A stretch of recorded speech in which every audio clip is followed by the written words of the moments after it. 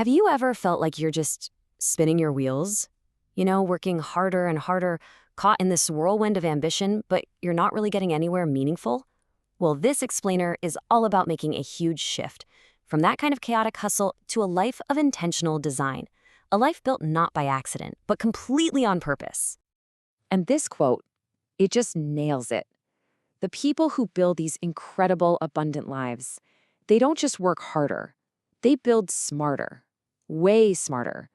They literally construct systems that make the future they want almost inevitable. And today, we're going to unpack the exact blueprint for how you can do it too. All right, so here's our roadmap for this journey. First, we'll cover drafting your blueprint. Then we'll move on to building your engine. After that, living the design. And we'll wrap it all up with how to become the system builder. Okay, first up, drafting your blueprint. See, before you can build anything in the outside world, you absolutely have to get the inner game right. This is the foundation. If this part is shaky, everything else will eventually crumble. It sounds so simple, doesn't it? But honestly, this is the one step most people just skip right over. Getting radically, almost uncomfortably clear on your vision. And I don't just mean what it looks like, but what a great day actually feels like. That gives all your systems a why. That clarity becomes the North Star for every single decision you make. Now this is the most fundamental system of all. It's the one running inside your own mind. I want you to think of your internal story, the things you tell yourself about yourself, as the operating system for your life. For example, if your deep down belief is, I'm a disorganized person, you will always find a way to sabotage even the most perfect productivity app. Always. And that's exactly why just forcing new habits almost never works long term.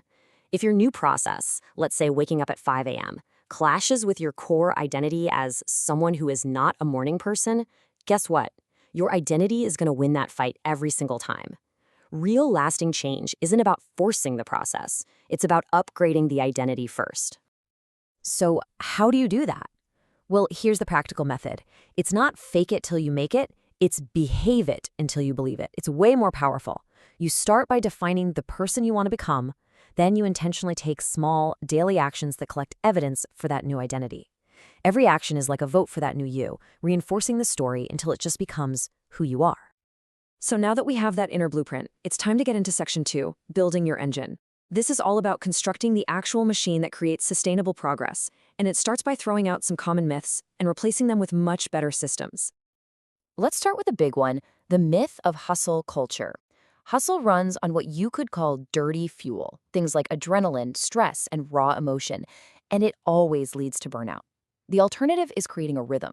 That's clean fuel. It respects your natural energy cycles and builds a system that allows progress to compound over time without burning you out. And in that same vein, we have to stop waiting around for motivation to strike. Look, motivation is just a feeling. It's as unreliable as a lightning strike. A system, on the other hand, is a structure. It's like a dependable power grid that works whether you feel inspired or not. High performers get this. They know that feelings follow action, not the other way around.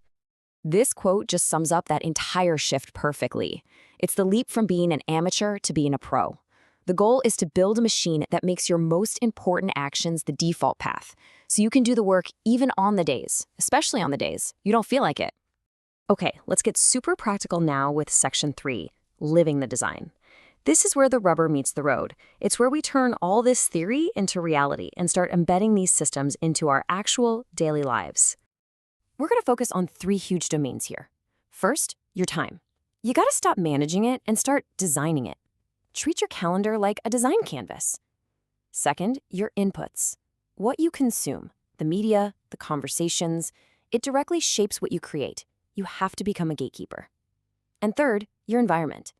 You have to design your physical and digital spaces to be your allies, to make the right things easy and the wrong things hard. And this brings me to one of the most powerful, game-changing concepts for anyone who wants to build systems. It's the logic of leverage. Instead of solving the same frustrating problems over and over again, you invest a bit of energy one time to build a process or a template that then serves you every single day after that. It's beautiful. And here's exactly how that logic works in practice. It's simple.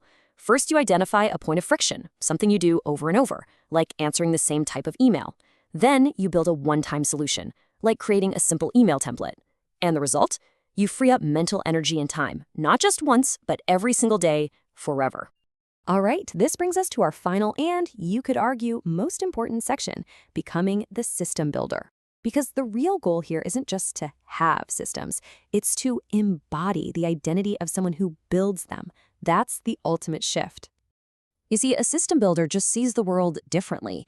Instead of constantly reacting and putting out fires all day, they build fire prevention systems. When they face a challenge, their first question isn't, how can I try harder? It's, how can I build this better? It's a fundamental move from being a passenger in your own life to being the architect. And when you make this shift, your entire perspective changes. You stop seeing character flaws in yourself, and you start diagnosing system flaws in your process. Failure isn't a personal crisis anymore. It's just data. It's feedback telling you where the system needs an upgrade. It's that simple. So really, it all comes down to this. Your future isn't some big mystery that's going to happen to you. It's a system that's being constructed right now in this very moment by the choices you're making, whether you design those systems or not. So the question on the screen is really the only one that matters. Will you be the architect or the accident? The choice is yours.